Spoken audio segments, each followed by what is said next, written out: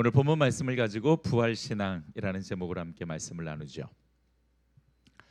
사도 바울은 여러 서신서를 통해서 성도들에게 부활신앙의 중요성을 강조하고 또 피력했습니다.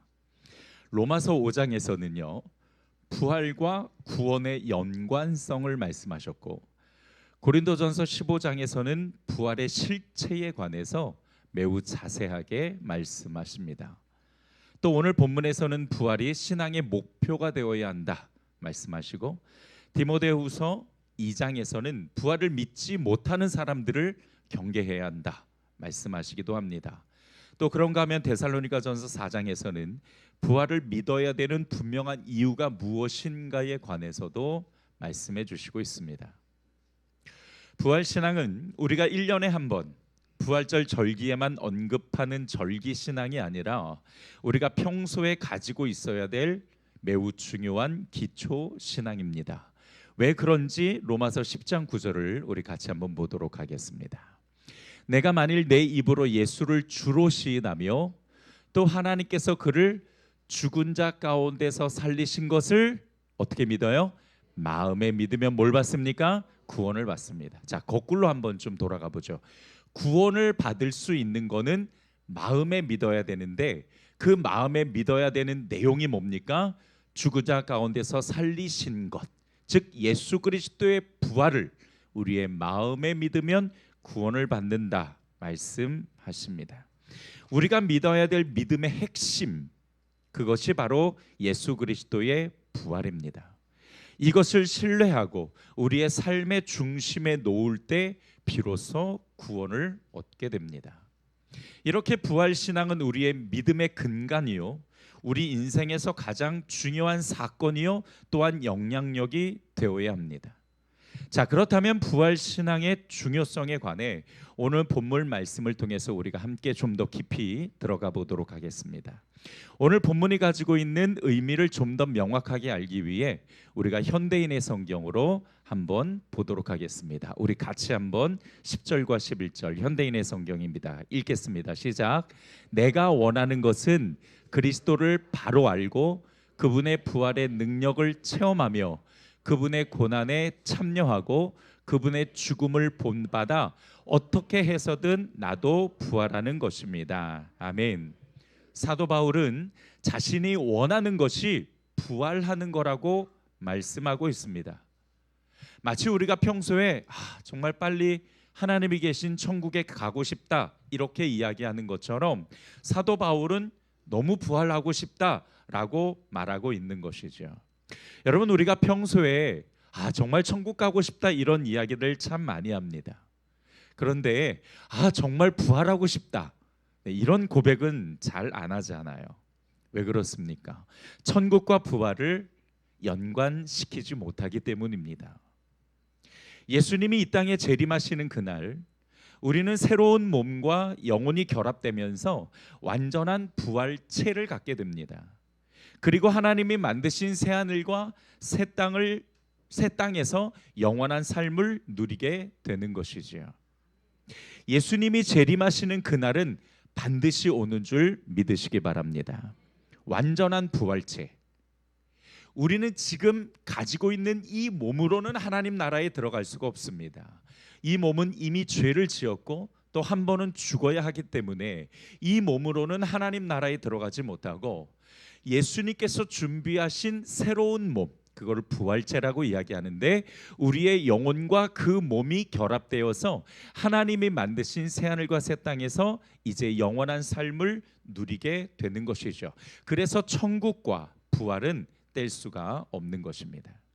사도 바울처럼 우리도 부활의 소망을 자주 고백할 수 있는 성도들이 되기를 주님의 이름으로 축복합니다. 더 나아가서 우리가 한 가지 아주 중요하게 꼭 짚어야 될 내용이 있는데, 사도 바울은 부활을 준비하기 위해 우리 그리스도인이 본받아야 될 것이 무엇인지를 말씀해 주시고 있다라는 것이죠. 자, 우리 다시 한번 현대인의 성경으로 볼 텐데 제가 읽어보겠습니다.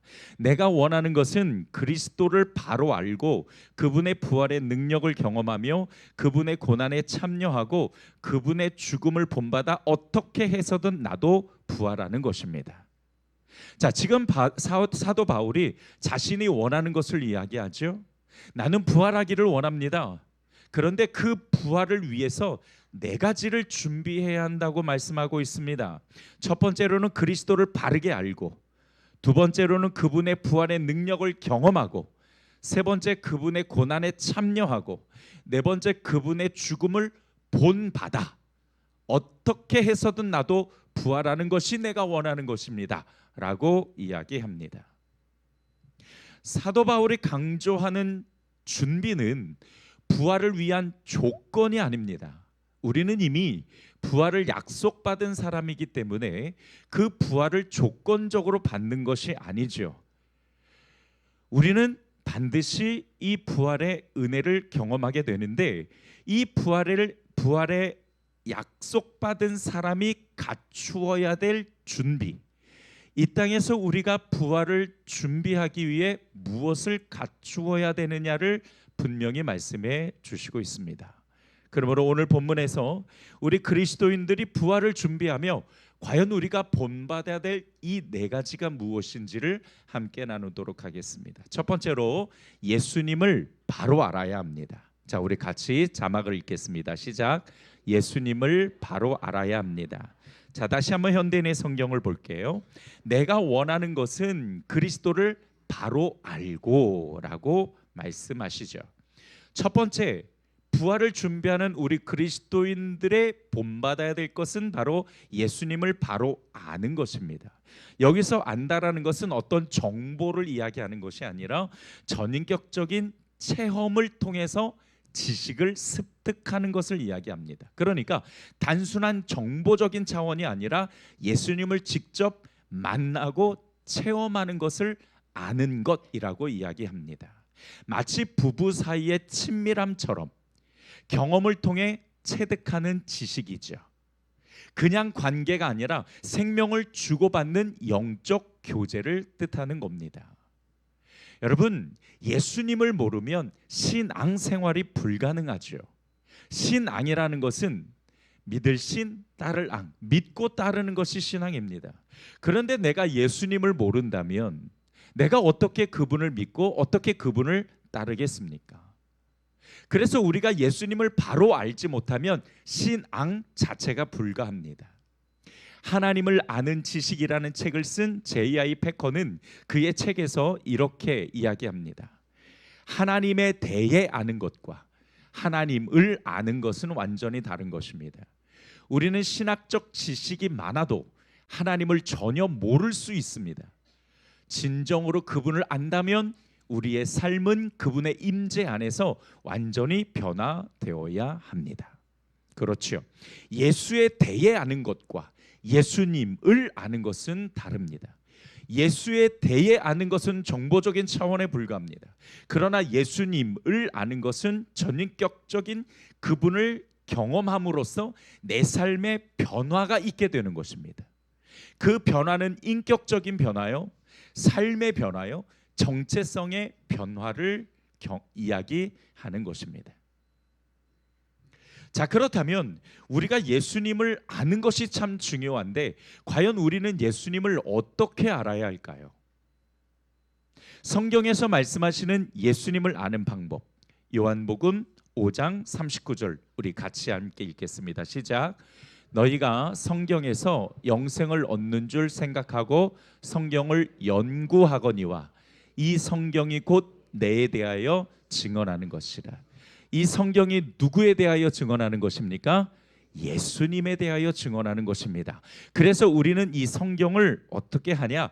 연구해야 한다라고 말씀하십니다. 예수님을 아는 유일한 방법, 바로 주님이 주신 이 성경을 연구하는 것입니다. 이 연구라는 단어는 발견하다, 자세히 살피다 또는 수색하다라는 뜻이 있습니다. 그러니까 여러분, 우리는 성경을 그냥 읽는 것이 아니라 이 성경에서 보물을 찾듯 아주 자세히 살피며 낱낱이 수색해야 하는 것이죠. 찰스 스펄전 목사님의 설교에 이런 내용이 있는데요. 제가 과거에 이 글을 읽고 굉장히 큰 인사이트를 얻었던 내용이라 여러분께 소개하고 싶습니다. 찰스 스펄전 목사님이 이렇게 이야기합니다. 성경의 표면만 가볍게 훑고 지나가는 사람은 흙먼지밖에 얻지 못합니다. 그러나 성경이라는 광산의 곡괭이를 들고 깊이 파고드는 사람, 즉 말씀을 자세히 살피고 수색하는 사람은 영적 생명을 풍성하게 하는 순금을 무더기로 발견하게 될 것입니다. 그 순금이 바로 뭡니까? 예수 그리스도입니다. 제가 이 내용을 보고 성경을 대하는 자세가 달라졌습니다. 여러분, 우리가 성경을 파고들어 말씀을 연구하는 궁극적인 이유는 단지 교리를 알고 지식을 머리에 채우기 위한 것이 아닙니다.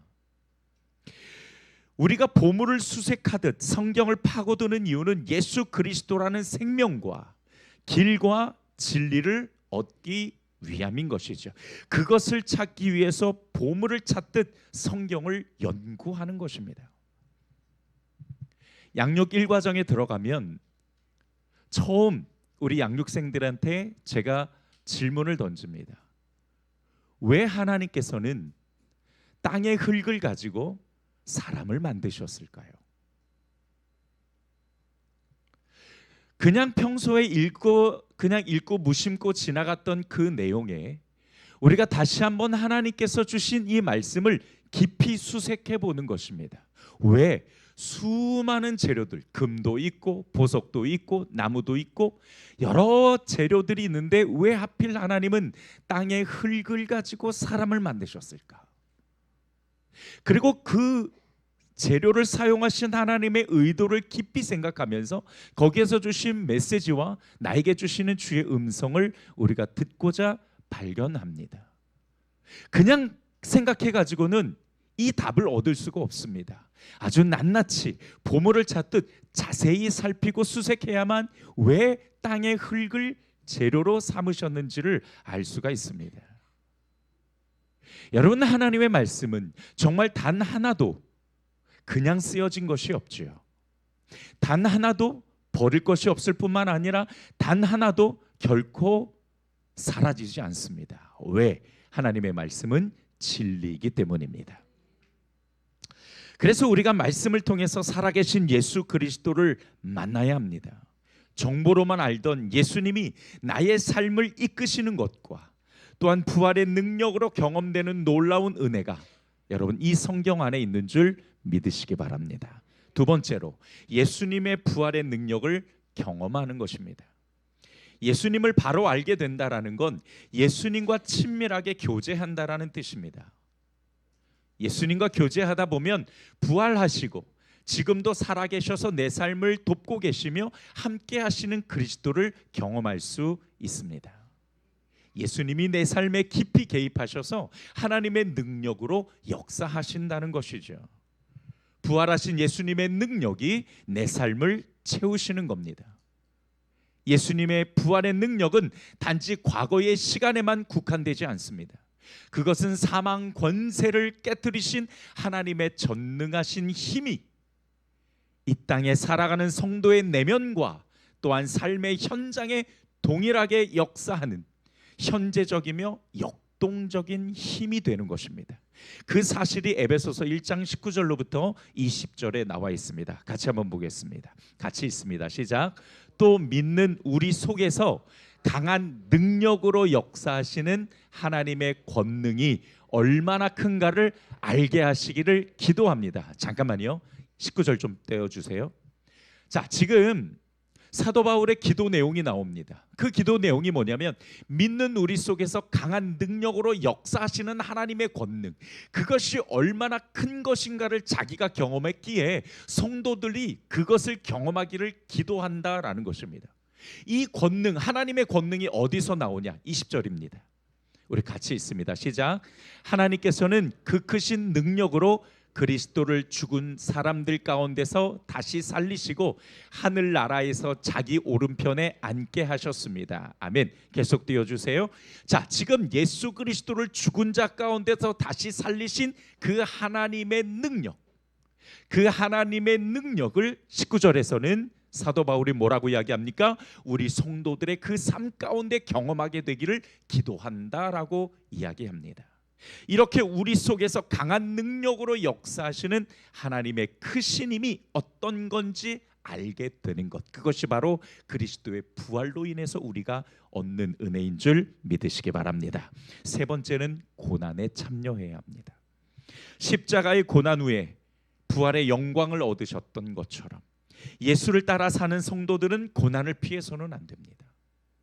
그런데 어떤 성도는요, 이 고난이 너무너무 싫어서 형식적으로 신앙생활하는 사람도 있습니다. 교회 안 가자니 찝찝하고, 가자니 뭔가 참 왠지 더 많은 고난을 경험해야만 될 것 같고, 그래서 어중간하게 발을 들여놓으시는 분들도 없지 않아 있습니다만은, 죄송하지만 그런 분들은 그리스도인이 될 수 없습니다. 복음에 또 고난이 따르고요, 순종에도 고난이 따릅니다. 신앙을 위한 어떤 것도 고난이 없는 것은 없어요. 하물며 여러분 봉사하는 것도 우리가 어느 정도 대가와 희생을 치러야 되지 않습니까? 그냥 봉사는 없습니다. 성경은 우리가 하나님의 영광을 얻기 위해 이렇게 고난도 함께 받아야 한다고 말씀하셨습니다. 그러므로 고난을 피하는 것이 아니라 그 고난으로 정금과 같은 믿음을 가져 예수님이 다시 오시는 그날에 그 믿음을 굳게 지킬 수 있는 성도들이 되기를 주님의 이름으로 축복합니다. 마지막 네 번째로 죽음을 본받아야 합니다. 예수님이 죽음을 본받아야 한다라고 말씀하신 건 이런 내용입니다. 하나님에 대하여서는 살고 죄에 대하여서는 죽는 자들이 되어야 한다. 로마서 6장 11절에 이 말씀이 나옵니다. 우리 같이 한번 읽어보겠습니다. 시작. 이와 같이 너희도 너희 자신을 죄에 대하여는 죽은 자요 그리스도 예수 안에서 하나님께 대하여는 살아있는 자로 여길지어다. 아멘. 예수의 죽음을 본받는다. 이것은 예수님이 나의 죄 때문에 죽으셨으니 우리도 죄에 대해서는 죽은 자가 되어야 한다라는 뜻입니다. 여러분, 예수님께서 나를 따라오려거든 자기를 부인하고 날마다 자기 십자가를 지라고 말씀하셨지요. 이것이 바로 자기가 죽는 것입니다. 뿐만 아니라 사도 바울은 이렇게 고백하죠. 나는 날마다 죽노라. 왜 그런 고백했습니까? 그 안에서 성령의 법과 인간의 법, 그 본능의 법이 계속해서 싸워가기 때문입니다. 여러분, 우리는 분명히 예수 그리스도의 부활을 약속받고 하나님께서 주신 의를 가지고 예수님이 우리를 천국으로 인도해 주실 것을 믿지만 아직까지 깨어진 이 세상에서 살아가고 있습니다. 깨어진 세상에 살아가다 보니 나도 그 깨어진 결함의 문제들을 경험할 수밖에 없고, 그러다 보니 여전히 우리도 그 죄의 영향력에 들어갈 수밖에 없습니다. 그러나 우리에게는 이미 예수 그리스도의 그 부활의 능력, 하나님의 권능이 있으니 우리는 반드시 그리스도의 말씀을 가지고 하나님께서 주시는 권능으로 그 죽음의 죄의 본성을 이겨가게 될 줄 믿습니다. 그래서 우리는 날마다 죽어야 하는 것이죠. 존 칼빈은 그리스도인의 삶의 핵심은 자기 부인이다. 우리가 우리 자신에게 속하지 않고 하나님께 속했다라는 것을 인정하는 유일한 길은 나를 십자가에 못 박고 매일 죽는 것이다 라고 이야기했습니다. 젊은 시절 성 어거스틴은 매우 방탕하고 타락한 삶을 살았습니다. 그러나 회심하고 예수님을 만난 후에 그는 완전히 다른 사람이 되었어요. 어느 날 길을 가다가 과거의 타락한 삶을 함께 즐기던 한 여인을 마주쳤습니다. 그녀가 반갑게 부르며 다가왔습니다. 어거스틴, 나예요. 나를 모르겠어요? 그러자 어거스틴은 단호하게 고개를 저으며 이렇게 대답했습니다. 당신은 그대로지만 당신이 알던 과거의 어거스틴은 이미 죽었습니다. 예수님의 죽음을 본받는다라는 것은 바로 이런 겁니다. 죄의 유혹 앞에 죄를 짓던 나의 옛사람은 이미 십자가에서 못 박아 죽었습니다 라고 선포하는 것입니다. 부활을 준비하는 사람은 바로 이 네 가지를 본받으며 살아가야 됩니다. 첫 번째로 예수님을 바르게 알고, 두 번째로 예수님의 부활의 능력을 체험하면서 세 번째로 고난을 기쁨으로 여기고 네 번째로는 나를 부인하는 사람, 죄 앞에서 그 과거의 죄의 습성들을 단호하게 거절하는 사람, 바로 이것이 부활의 신앙을 가진 자의 삶이며 복음과 구원을 가진 자의 삶의 모습입니다. 말씀을 정리하겠습니다. 부활의 신앙, 그것은 부활절에만 있는 신앙이 아니라 매일매일 주어지는 삶 속에서 실천되어지고 경험되어지는 신앙입니다. 예수님을 바르게 알아가고 예수님의 능력을 체험하며 고난에 동참하고 나의 자아와 죄의 습관들을 버리며 살아갈 때에 비로소 옛 생명의 그 부활을 준비하는 자의 삶을 살아갈 수 있음을 여러분 기억하시면서, 이 부활절의 놀라운 예수 그리스도의 은혜는 오늘에만 국한되는 것이 아니라 우리의 신앙의 근간이며 우리의 삶을 살아내게 하는 에너지임을 여러분 기억하시고, 이 네 가지의 귀한 진리를 여러분들의 가슴과 삶의 이정표로 삼아 매일매일 그리스도의 부활의 능력을 경험하는 성도들이 되기를 주님의 이름으로 축복합니다. 이 시간 우리 함께 합심으로 기도하는데요. 주님, 오늘 말씀을 통해서 예수의 그 부활을 통해 나도 부활할 수 있다라는 것을 믿고 또한 부활을 기다리는 자로서 이 네 가지, 곧 다시 말하면 예수 그리스도를 바르게 알고 부활의 능력을 체험하고 고난을 기쁨으로 여기고 나를 부인하는 삶을 살아내어서 우리가 예수의 부활을 또한 감사할 뿐만 아니라 나의 부활을 준비하고 기다리는 삶을 살아가게 하옵소서. 우리 주 한 번에 제시고 함께 합심으로 기도하겠습니다.